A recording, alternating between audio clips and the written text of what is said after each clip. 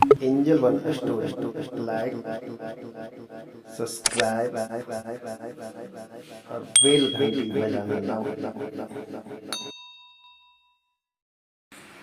पुजारी और राजा की रोचक कहानी। एक राजा ने भगवान का एक सुंदर मंदिर बनाया और उसमें एक पुजारी को पर रखा। इस बात को बहुत समय बीत गया।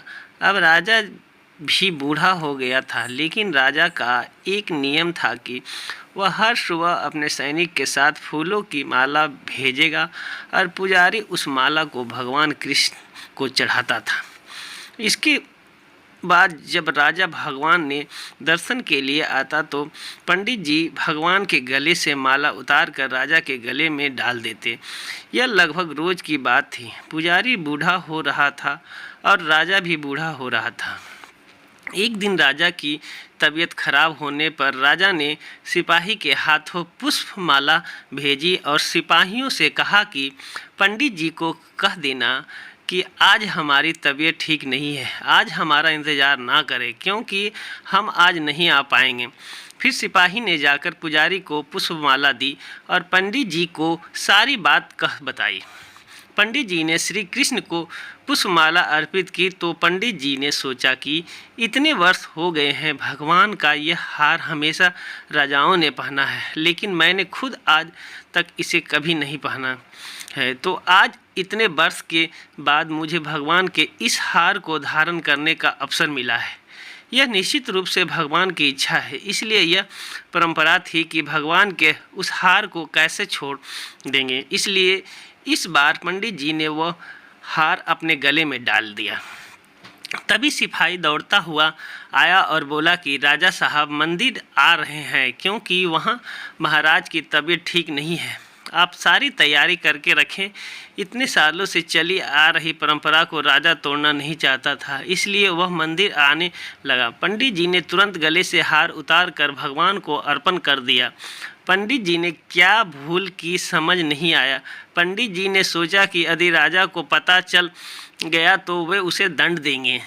अब जब राजा आया तो प्रतिदिन की भांति पंडित जी ने भगवान के गले से हार उतार कर राजा को पहना दिया, लेकिन राजा की नज़र माला पर पड़ी। माला पर सफ़ेद बाल गिरे हुए थे और उन्होंने महसूस किया कि सफ़ेद बाल पुजारी के हैं। राजा ने पुजारी से पूछा कि क्या तुमने यह माला पहनी थी? सफ़ेद बाल कहाँ से आया है? तो पंडित जी ने डर गए मारे कहने लगे कि सफ़ेद बाल श्री कृष्ण का है, भगवान का है। राजा को गुस्सा आया कि पंडित ने धोखा दिया और ऊपर से झूठ बोल रहा है, और उन्होंने पूछा कि कृष्ण के बाल कब सफ़ेद हुए? ठीक है, कोई नहीं है, कल सुबह के समय आऊँगा, फिर देखूँगा श्री कृष्ण के बाल सफ़ेद हुए हैं या नहीं। और यह याद रखना, अगर बाल सफ़ेद नहीं काले हुए तो इस फरेब के लिए तुम्हें फांसी में लटका दिया जाएगा। राजा नाराज होकर चले गए और इधर पंडित जी को अपनी मृत्यु दिखाई देने लगी। उन्होंने भगवान कृष्ण को प्रणाम किया और कहा कि भगवान मुझे क्षमा करें, मुझे लोभ हुआ और सोचा कि यह माला मैं भी पहन लूं।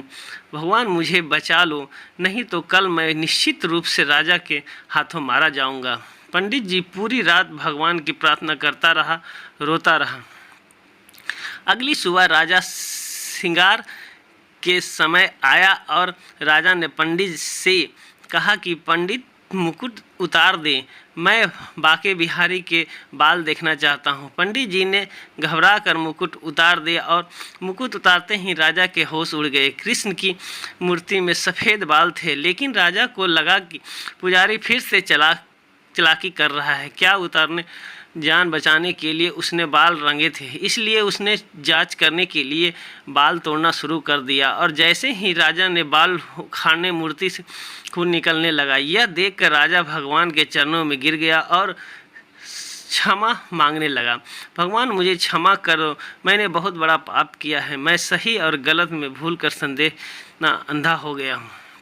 वही मूर्ति से आवाज़ आई, राजा आप मुझे केवल मूर्ति ही समझते हैं, इसलिए आज तक मैं केवल आपके लिए मूर्ति हूँ, लेकिन इस पुजारी को मुझ में भगवान दिखता है। मुझे उसकी जान बचाने के लिए अपने बाल सफ़ेद करने पड़े। उसके बाद राजा को अपनी गलती से पछतावा हुआ, लेकिन अब कुछ नहीं किया जा सकता था। इसलिए कहा जाता है कि पत्थर में भी खुदा होता है। यदि आप ऐसा नहीं मानते हैं तो भले ही भगवान आपके सामने प्रकट हो जाए, आप उनसे उनकी सच्चाई के बारे में पूछेंगे। यदि आप वास्तव में ईश्वर को देखना चाहते हैं तो आपको केवल महसूस करना है। परमेश्वर पर बिना शर्त विश्वास रखें और बिना किसी रुकावट का अपना काम करते रहें। सर्वशक्तिमान आपको निश्चित रूप से अपना फल देंगे।